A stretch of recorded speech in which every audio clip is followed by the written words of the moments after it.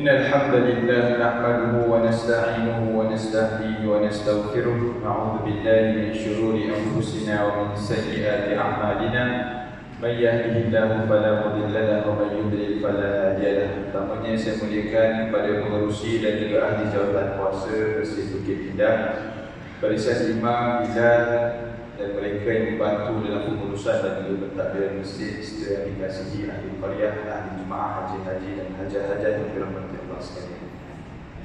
Pertamanya saya minta maaf terlewat sikit sebab kebetulan masuk ofis pula hari ni, jadi itu agak terlewat. Jadi yang kedua, insya-Allah pada tengah hari ini kita akan membincangkan sedikit mengenai Ramadan. Secara khususnya kita akan bincang mengenai 10 malam yang terakhir dalam bulan Ramadan.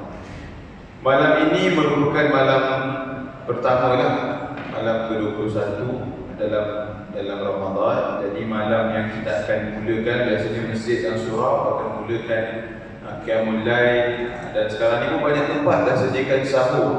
Sahur bukan menu biasa-biasa. Saya pada kemarin ataupun semalam saya jadi imam Qiyamul Lail di masjid tempat saya bertugas. Sahur makan chicken chop. Sahur chicken chop. Tengok biar betul orang ni. Sahur chicken chop. Itulah menu kayangan. Alhamdulillah, asalkan kenyang lah kan.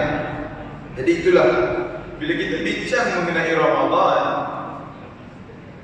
Allah berfirman dalam surah At-Taubah ayat 36, Inna iddatash syuhuri 'inda Allahi 12 syahra. Sungguhnya di sisi Allah itu ada 12 jenis bulan, di mana dalam 12 bulan di sisi Allah, satu sahaja bulan yang disebut dalam Al-Quran, sebiji disebut dalam Al-Quran, satu sahaja, iaitu bulan Ramadan.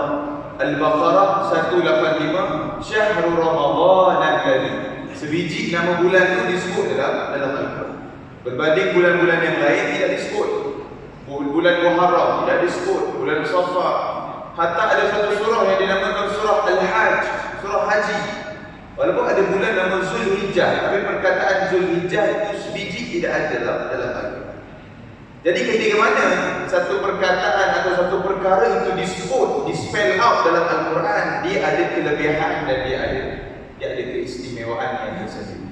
Begitu juga para ulama memberi gambaran perbandingan antara salat sunat raya Aidilfitri dan salat sunat raya Aidil Adha. Ustaz baru je masuk awal 10 akhir dah cerita pasal raya. Tak ini nak bagi tahu hukum, nak bagi tahu hukum. Raya ni pun banyak juga polemik yang berlaku dengan katanya akan berlaku lagi raya sehari awal dan sebagainya. Semua kena siap-siap beli 2 tiket bas, 2 tiket flight, siap-siap. Cuti pun apply cuti awal. Macam-macam lah. Yang paling penting bayar zakat awal. Itu paling penting sekali. Tiket apa semua tu kemudian. Hukum bayar zakat awal. Jadi membuat perbandingan antara mana lagi utama antara salat raya Aidilfitri dan salat raya Aidil Adha. Umumnya sama je. Dua-dua rakaat. Dua-dua bacaannya sama. Dua-dua waktu hari raya. Tapi apa yang membezakan satu disebut dalam Al-Quran, satu tidak disebut dalam Al-Quran? Tidak disebut bukan maksudnya tak ada kan? Maksudnya mungkin disebut di hadis dan sebagainya. Nak bagi tahu bila mana disebut dalam Al-Quran, dia ada value dia tersendiri, dia ada keistimewaan dia tersendiri. Allah berfirman, "Fashalli li rabbika wanhar." Maka salatlah kamu dan kemudian berkorban. Jadi solat itu merujuk kepada solat hari raya Aidil Adha. Jadi Aidil Adha salatnya lagi utama berbanding Aidilfitri sebab disebut dalam Al-Quran. Begitu juga takbir raya. Takbir raya Aidilfitri dan takbir raya Aidil Adha, mana yang lebih utama? Ulama membuat perbandingan. Walaupun umumnya kalau kita lihat mestilah takbir raya Aidil Adha. Sebab 5 hari pun kita bertakbir. Hari Arafah, hari Kurban, 3 hari Tasyrik. Hari raya Aidilfitri kita bertakbir sekejap daripada malam raya itu sampai dah salat raya itu sahaja. Tak sampai sehari pun. Tapi Al-Quran menyebutkan walitukmilul iddata walitukabbirullaha ala ma hadakum. Al-Quran dia spell out berkaitan dengan takbir raya Aidilfitri, tapi tak disebut berkaitan takbir raya Aidil Adha. Ini menunjukkan takbir raya Aidilfitri itu lagi utama berbanding takbir raya Aidil Adha. Kerana apa? Disebut dalam Al-Quran. Begitu juga bulan Ramadan. Asas kepada kemuliaan yang ada kepada bulan Ramadan adalah bulan itu disebut dalam Al-Quran. Tak masuk lagi kelebihan-kelebihan lain. Baru cerita mengenai. Dan bulan Ramadan kita boleh klasifikasikan pada pelbagai bulan.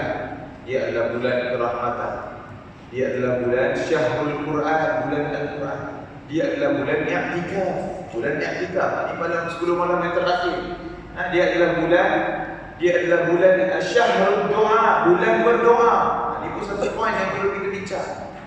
Dan yang terakhir, banyak lagi lah, yang terakhir adalah Syahrul Qadar. Bulan Ramadan adalah bulan Al-Qadar, bulan yang ada malam Lailatul Qadar. Ini pun menarik perbincangan mengenai malam Lailatul Qadar. Kita sampai pukul berapa kan? 2:30 ada? 2:30? Kita nak kompreskan itu. Kalau tak tadi sampai pukul 4:30. Takut iktikaf lama kan? Jadi perbincangan kita yang mula-mula adalah kita nak sentuh dulu saja bulan Ramadan, bulan Al-Quran. Kebetulan 2 hari lepas nuzul Quran. Ini kita akan bincang. Yang kedua kita akan bincang Syahrul Qadar dan i'tikaf berkaitan dengan 10 malam Al-Quran.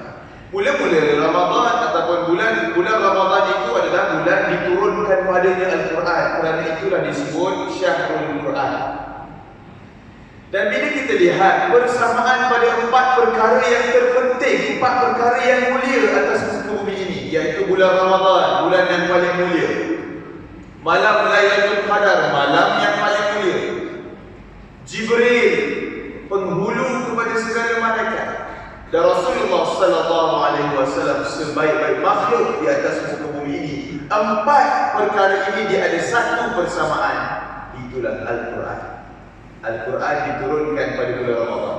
Al-Quran diturunkan pada malam Lailatul Qadar. Al-Quran diturunkan melalui perantaraan Jibril alaihissalam, dan Al-Quran diturunkan kepada Rasulullah sallallahu alaihi wasallam. Semuanya berpaksikan kepada Al-Quran. Dengan Al-Quran lah Ramadan menjadi bulan yang paling mulia. Dengan Al-Quran lah malam Al-Qadar menjadi malam yang paling mulia. Dengan Al-Quran lah Jibril menjadi malaikat yang paling mulia. Dan antara faktor sampingan Rasulullah spesial sih. Bukan semata-mata Al-Quran yang menjadikan Rasulullah itu makhluk yang paling mulia, tapi ada banyak faktor-faktor yang lain. Cuma adalah poin Al-Quran dengan Rasulullah menjadi makhluk dan menjadi yang paling mulia.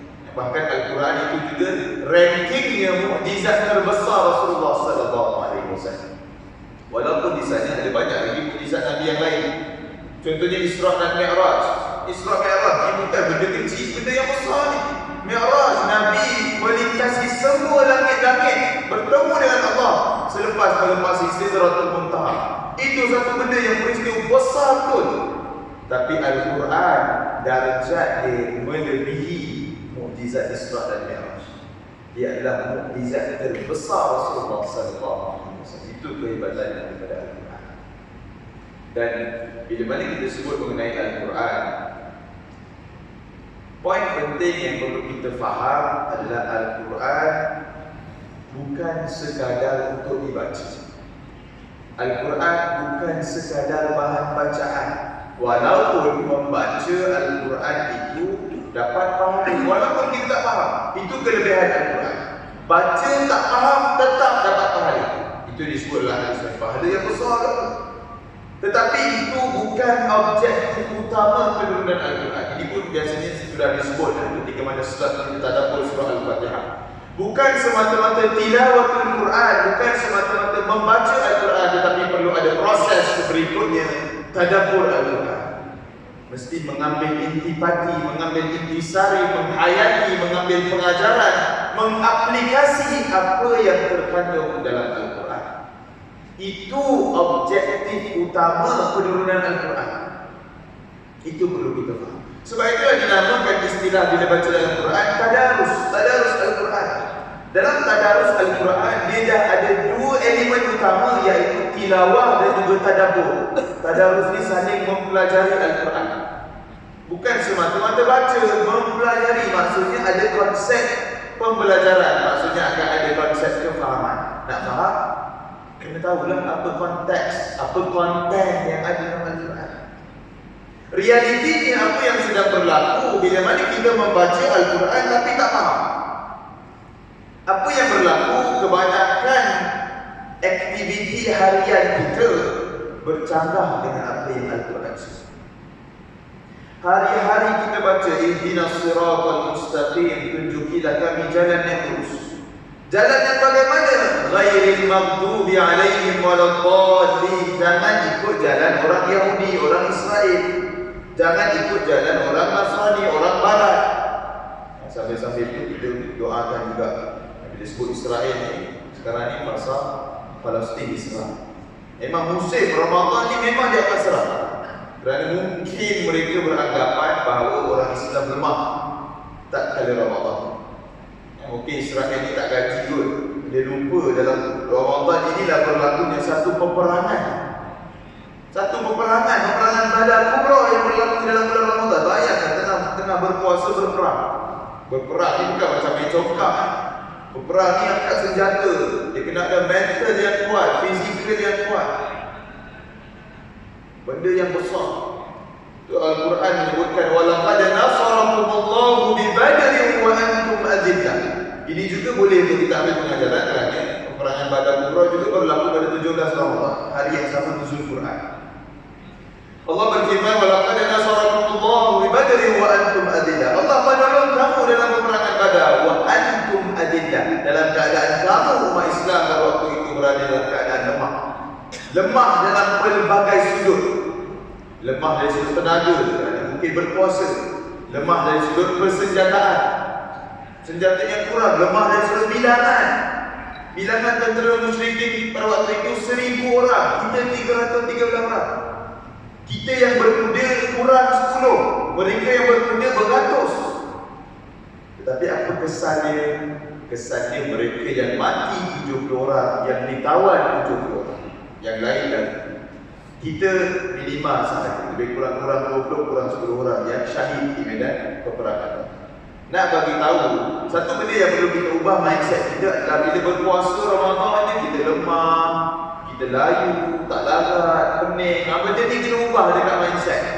Kena ambil motivasi peperangan Badar yang berlaku dalam bulan Ramadan, letak dalam diri kita. Walaupun aku berpuasa, aku kuat, aku bersemangat, aku boleh nak buat kerja-kerja ni, nak bantu buat kerja rumah apa, nak pergi office, kita mampu lagi. Ini tak, daripada lepas subuh sampai asar dia tidur. Kenapa kau tidur? Penat lah. Penat bukan buat apa, penat tidur. Dia tidur tu dia penat, dia tidur lagi. Tidur sehari. Makruh hukum orang yang tidur sepanjang hari ketika dia berpuasa. Jadi sebab itulah mindset tu nak kena ubah. Sama juga dengan mindset orang yang tahan daripada mengatur orang, tahan mengumpat orang, menghina orang. Dia tahankan dia puasa dia. Dan dia iftar berbuka puasa, yang lain semua dia buka juga. Malam ni lah kita mengumpat orang, hari ni kita puasa semua. Malam lepas buka, itu mindset dia. Mindset dia lepas berbuka, mesti buka semua sekali. Bukan buka makan je, buka nak mengumpat orang, nak ejek orang, nak itu. Bila time puasa, pandai dia jaga. Itu satu mindset yang salah. Ketika mana dia ingat dan dia puasa, jadi kena tahan diri. Itulah kita, bila kita bincang pasal puasa dalam bulan Ramadan, antara aspek yang perlu kita tekankan adalah la'allakum tattaqun, iaitu aspek ketakwaan. Bila sebut takwa, pembentukan takwa itu berlaku dalam bulan Ramadan, tetapi dia akan diutilisekan selepas itu. Kita bukan guna takwa dalam Ramadan, tidak. Kita guna takwa selepas Ramadan, 11 hari selepas Ramadan. Itu kegunaan takwa. Dan kegunaan takwa dia ada banyak. Dalam bulan Ramadan, kita menjauhkan diri kita daripada makan, minum, nafsu syahwat dan juga perkara yang membatalkan puasa. Dan bila ada takwa itu dalam diri kita, di samping kita menjauhkan benda yang membatalkan puasa, berbekalkan takwa inilah kita akan menjauhkan semua perkara yang diharamkan oleh Allah. Kalau takwa ini penting untuk lepas Ramadan. Jangan nampak takwa itu dekat Ramadan sahaja. Sebab habis bulan Ramadan, mungkin kita tak berpuasa dah bulan tu. Jadi nak tahan makan minum apa tak puasa. Tapi takwa itu nak melindungi diri kita daripada buat benda-benda yang haram. Itu fungsi takwa di luar bulan Ramadan. Jadi itu nak cerita manifestasi takwa. Dia ada banyak kategori-kategori yang perlu kita lihat sudut pandang ini. Kemana pula dia akan bawa selepas bulan Ramadan. Dia ada banyak bila kita sebut tentang takwa. Jadi itulah bila kita sebut berkaitan dengan Al-Quran, tidak memadai dengan membaca sahaja, tetapi perlu kita faham. Dan mulakan dengan benda basic. Surah Fatihah. Surah Fatihah pun tak ada tadabbur khusus. Ayat kursi, 3 kun. Mulakan benda yang basic untuk kita baca dan kita faham. Benda yang selalu kita baca dalam kehidupan. Kalau tidak, apa yang akan terjadi? Realiti yang berlaku hari-hari kita baca surah Al-Fatihah, jangan ikut terunjuk orang Yahudi, jangan ikut terunjuk orang Barat. Apa yang berlaku tahun lepas, 11 orang penangkapan warga tempatan dalam negara kita yang menjadi ejen kepada Mossad, ejen perisikan Israel. Al-Quran dah cakap dah, dan kau hari-hari baca, jangan ikut orang Israel. Engkau siap jadi kader lagi kepada Israel, lagi teruk. Dengan apa, habuan yang lumayan. Kerja mudah dia cari orang Palestin, tangkap, interrogate dia, torture dia, dapatkan maklumat pasal Qasam, pasal rahsia-rahsia mungkin, sampai ke Malaysia. Memanglah lumayan dari sudut dia punya hasil dia, tapi kita mengkhianati saudara. Bahkan kita mengkhianati ayat Al-Quran. Al-Quran dah sebut jelas, tapi sebab baca tak faham, tak sekali. Begitu juga dengan filem yang tersebar baru-baru ni, filem Mentega Terbang, Butterfly. Mentega tu batu, jangan terbiu pula. Mentega terbang tu butterfly, bukan batu yang kita sapu roti. Jadi butterfly adalah simbolik kepada konsep reincarnation, penjelmaan semula dalam agama lain. Sebab itulah kalau kita lihat dalam movie, dia tampilkan watak berumur 16 tahun sebagai watak utama. Perempuan berumur 16 tahun. Kenapa dia tak tulis perempuan berumur 30 tahun? Sebab target market dia bukan kita. Target market dia, target audience dia adalah budak-budak sekolah rendah dan sekolah menengah. Dia tahu kita ni firm dah. Sebab akidah ni insya-Allah tak ada orang boleh kacau. Tapi budak sekolah rendah, sekolah menengah, sebab itulah dia menampilkan watak yang lebih kurang sebaya dengan mereka, untuk memberikan satu gambaran benda ni boleh untuk dinormalisasikan. Apa yang cuba diterapkan dalam movie ini adalah konsep pluralisme dalam beragama. Bebas melakukan mana-mana agama yang kita nak dalam kehidupan kita. Walaupun kita terikat dengan satu agama, tapi kita boleh untuk lakukan mana-mana pengamalan agama lain. Itu konsep pluralisme. Dan dia bercontoh dengan ayat Al-Quran, lakum dinukum waliyadin. Agama kamu, agama kamu. Agama kita, agama kita. Al-Quran dah letak border dan letak pemisah antara agama. Tapi movie ni dia nak pecahkan border. Jadi bila mana tak faham apa yang kita baca, kita boleh buat sebaliknya, benda yang kontra daripada Al-Quran. Ini bahaya bila mana kita tidak menjiwai dan menghayati Al-Quran. 2 minggu sebelum Ramadan, tahun ni memang menyedihkan. Dalam bulan yang mulia ni, banyak sangat benda yang berlaku mengguris hati umat Islam, menyentuh sensitiviti umat Islam. 2 minggu sebelum Ramadan berlaku perarakan LGBT di Bukit Jalil. Kita zoom in, nampak sekumpulan perempuan bertudung, pun doakan juga sepatut. Solidarity for an equality between gender. Solidarity untuk hak sama rata jantina. Kami bebas nak mengamalkan mana-mana jantina.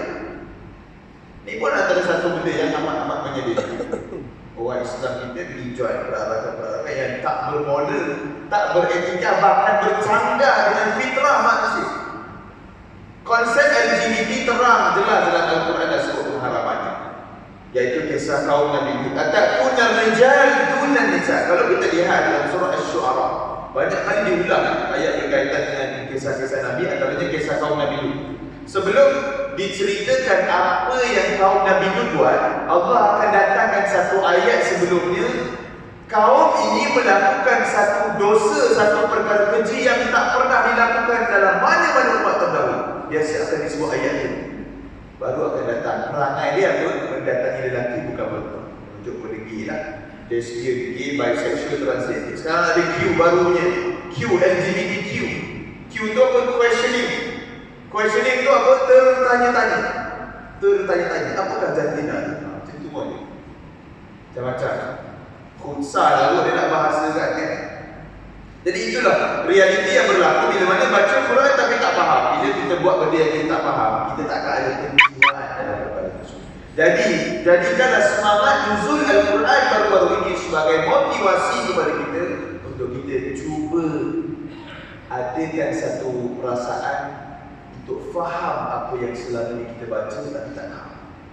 Cuba dan mulakan dengan ayat-ayat asas yang biasa kita baca. Al-Fatihah itu benda wajib lah. Dan 3 kul, apa lagi, surah Al-Mul. Al-Mul itu menarik kita baca berkaitan dengan kekuasaan, berkaitan dengan meteor, berkaitan dengan meteor itu menarik sebenarnya yang disebut dalam surah Al-Mul. Itu berkaitan dengan Syahrul Ramadan, Syahrul Quran. Bulan Ramadan, bulan Al-Quran. Begitu juga saya selit sedikit Syahrul Ramadan, Syahrul Doa. Bulan Ramadan, bulan kita kena perbanyakkan berdoa pada Allah. Banyakkan berdoa pada Allah. Kenapa? Sebab dalam 5 ayat Al-Quran yang Allah cerita pasal Ramadan, 183 sampai 187. 183 kutiba alaikumusiyam, kefarduan puasa. Saya semua orang tahu. 184 ayyaman ma'dudat faman kana minkum maridan aw ala safar. Beberapa keringanan kepada orang yang nak berpuasa ni. Orang yang diwajibkan berpuasa ada keringanan, yang sakit, yang musafir. Okey, dia tak payah puasa, ganti pada bulan ni. Wa 'alal ladzina yutiqunahu fidyatun ta'am miskin, yang tak mampu dah nak berpuasa, ganti setiap hari puasa itu dengan pembayaran fidyah. Itu ayat 185.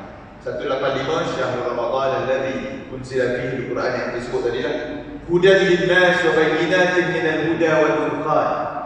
Al-Quran ni dia ada 2 bentuk huda. Huda ni bukan orang, huda ni petunjuk. 2 bentuk petunjuk. Pertama, hudan lin-nas, petunjuk bagi semua umat manusia termasuk yang bukan Islam. Jangan ingat Al-Quran ni eksklusif untuk orang Islam yang tidak.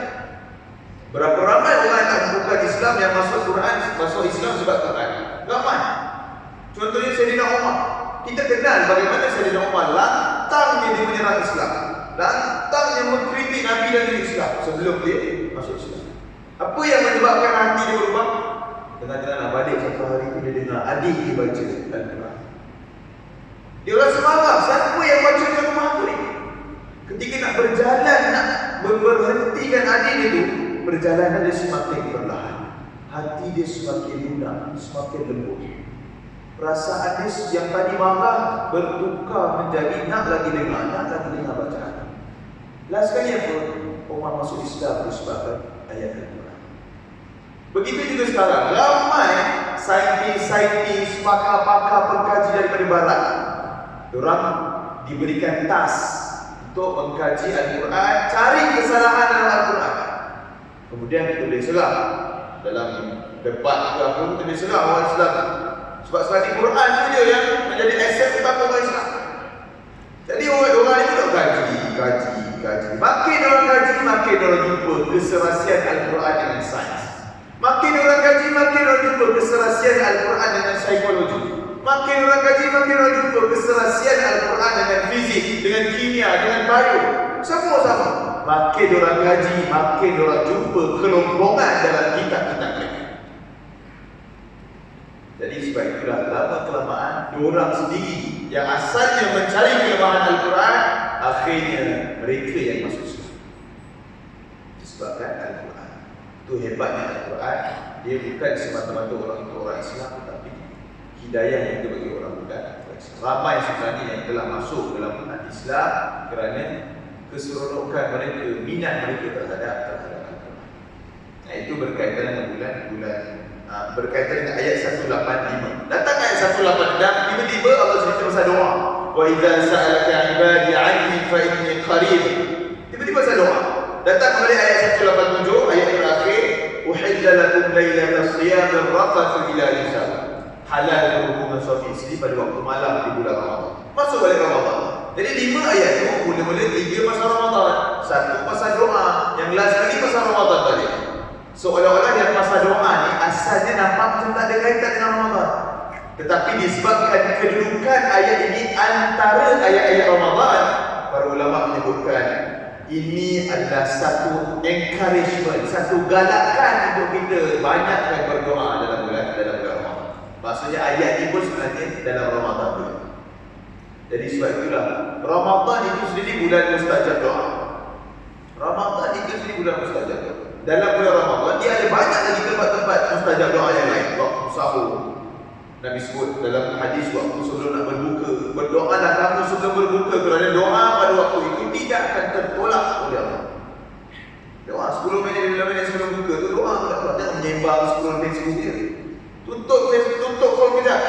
doa pada Allah. Dan manusia penuh dengan doa, penuh dengan permintaan. Manusia ni banyak sangat hajat, banyak sangat benda nak minta. Nak minta rumah baru, kereta baru. Yang tak kahwin nak kahwin, yang dah kahwin nak kahwin lagi.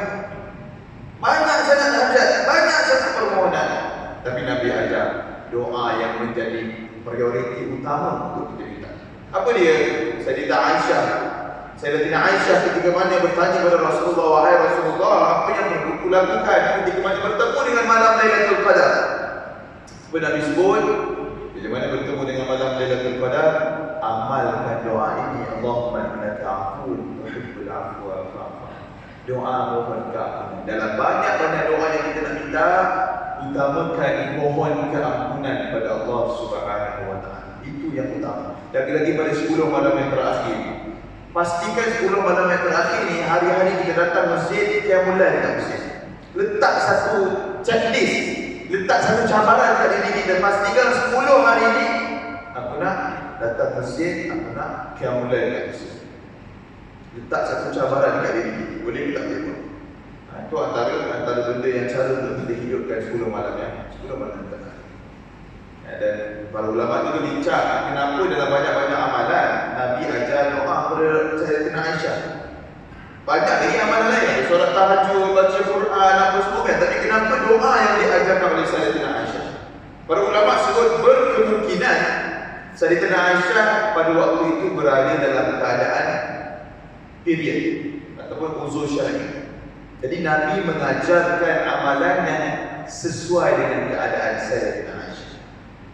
Jadi sebab itulah timbul satu persoalan, apa hukum muslimat ataupun perempuan makan pil penahan haid pada 10 malam terakhir Ramadan. Dia nak beramal juga, bagi dia tak berdoa bermunajat tak puas.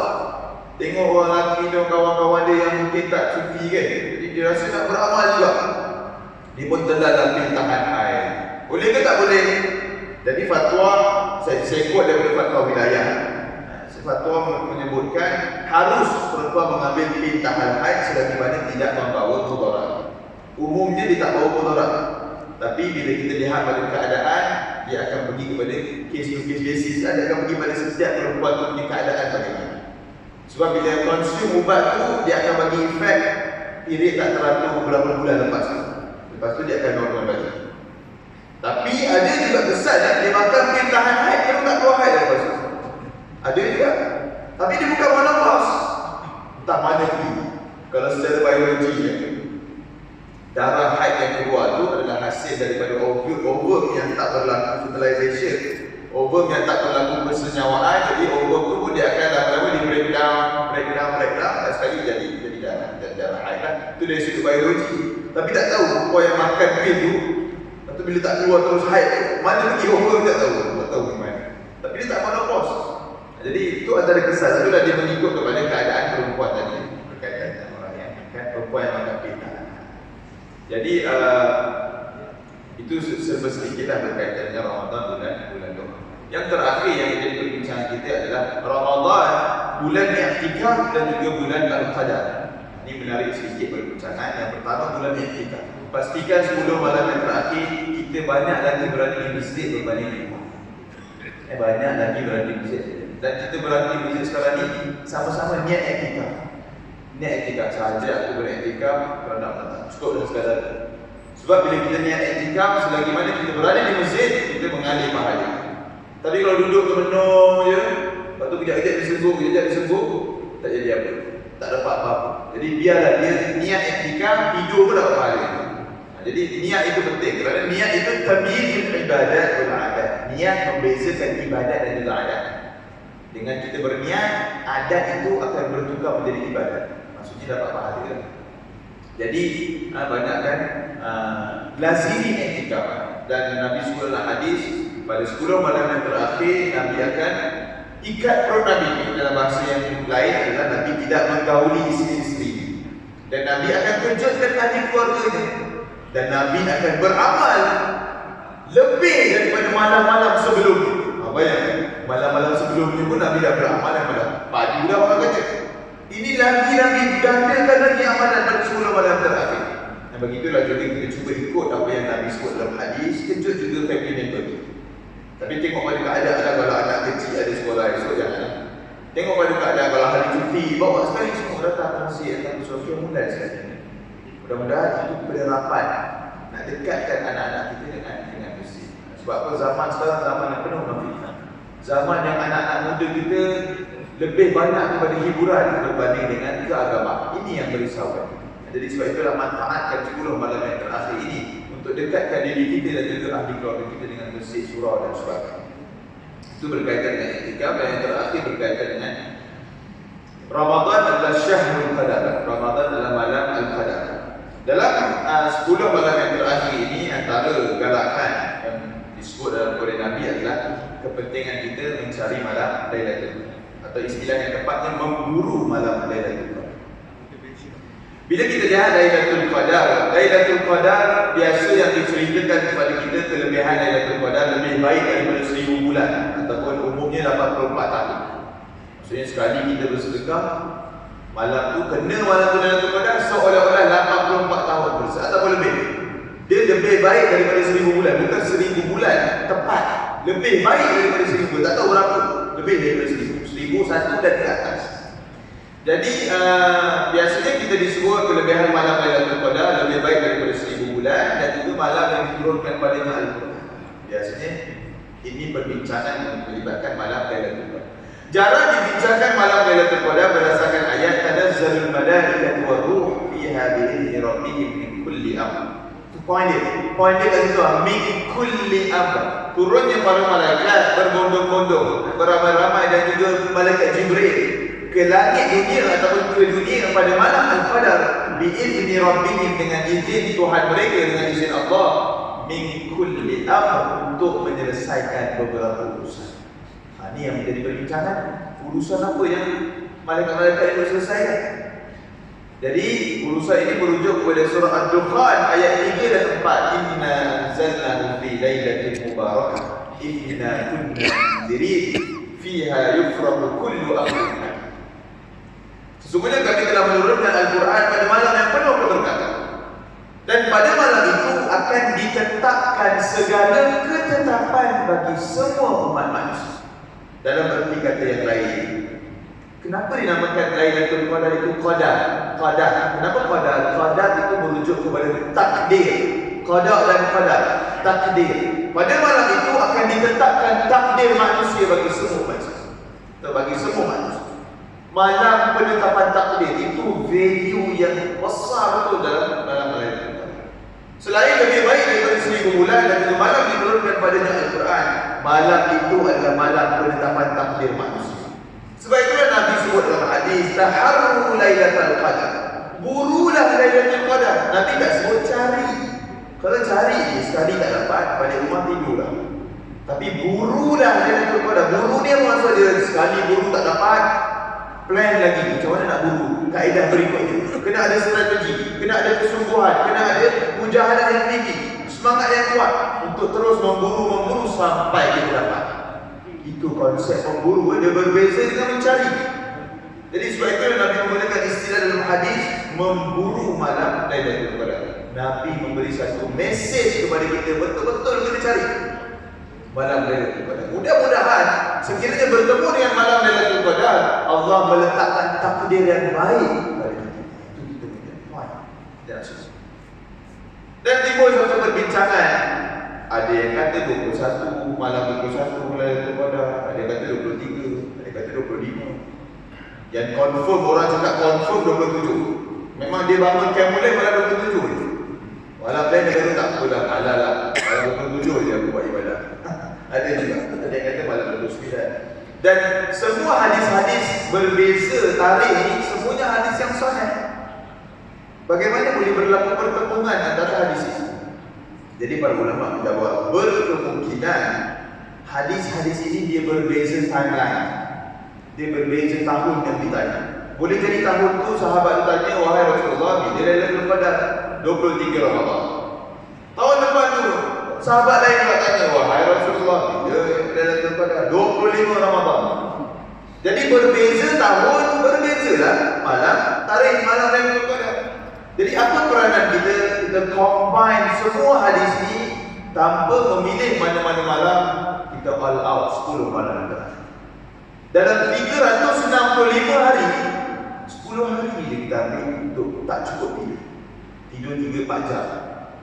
Lepas tu bangun, beramal. Pastikan 10 malam tu komplit package. Kita buat solat tahajud, hajat, taubat, tasbih. Tasbih ni penting. Tasbih ni makmum okey je, steady je, kadang-kadang terlelap pula. Yang penting imam. Cukup ke tak cukup aku kira? Subhanallah, alhamdulillah, wala cukup ke tak cukup? Tak cukup apa mengapa? Saya pernah tahun lepas ke tahun lepas kat tempat saya imam tu, dah habis selesai solat tasbih tu, ada seorang jemaah datang. Pak Datuk dia datang, Ustaz, 299 kan, satu lagi mana? Yalah keseluruhan tasbih 300 kan. 2 rakaat, satu salam pertama 100.5, satu rakaat 75. Datang, Ustaz, satu lagi mana? 299. Sudah pening. Maksudnya dia kira berapa yang kita silap. Jadi contoh pun ada. Tapi solat tasbih ni janji lebih, jangan kurang. Sebab itulah kadang-kadang bila saya imam solat tasbih, ingatkan kat jemaah, kalau tiba-tiba imam jadi pening, lepas dah baca surah pilihan, dia tak baca, dia ulang kali tasbih tu, dia terus rukuk. Maksudnya dia pening kan. Jadi apa makmum jangan pening-pening juga. Makmum kena top up tasbih 15 tadi dekat rukun berikut. Kita main top up. Asalkan dalam 4 rakaat tu selesai 300 tasbih ataupun jangan yang. Jadi 10 malam yang terakhir ini dipastikan booster amalan kita itu melebihi berbanding hari-hari. Yang pastikan kita cuba untuk kita dapatkan malam Lailatul Qadar. Sebab tu kita tak tahu tahun depan masih lagi bernyawa atau tidak bertemu dengan Ramadan. Bertemu dengan Ramadan satu masih lagi diberi peluang atau tidak bertemu dengan malam Lailatul Qadar. Hebatnya malam Lailatul Qadar ni, para ulama membuat satu perbincangan. Orang yang tidur pada malam Lailatul Qadar, tidur dan dia tak ada niat pun nak bangun, dia tak berazam pun nak bangun, adakah orang ni dapat kelebihan malam Lailatul Qadar? Bayangkan dia tidur dan dia tak ada tak apa Lailatul Qadar tak depan ada contoh kan. Jadi apa para ulama sebut, orang ini juga mendapat pahala menghidupkan malam Lailatul Qadar atas dasar dia tidur dalam keadaan iman dan Islam. Pun dapat juga. Tapi jangan guna mujahid pula tu dia tidur. Dia tidur dapat, mungkin kalau ada 100 pahala dia dapat 0.1 lah tu. Jadi kita nak dapat sebenarnya maksimum. Kita kalau nak, kita punya target, kita pastikan target kita yang paling hebat. Itu Nabi sebut, nak target dapat syurga, pastikan target syurga Firdaus. Biar nombor 1 terus. Walaupun kita sedar amalan kita ni berapa lah sangat. Tak tahu masuk yang syurga lah sekali tu, tak tahu masuk ke tak. Tapi target biar. Orang kata sebab terbang tu biar. Tapi perlu diterjemahkan dengan amalan dengan syariat. Jadi mudah-mudahan Allah kurniakan kepada kita kesihatan yang baik. Allah kurniakan kepada kita umur yang panjang. Mudah-mudahan Allah rezekikan kita untuk bertemu dengan malam Lailatul Qadar pada tahun ini. Allahumma amin. Wallahu a'lam. Aqulu qawli hadza wa astaghfirullahal azim li wa lakum. Assalamualaikum warahmatullahi wabarakatuh. Bahaya air ni kat sini. Memang dah harga ni.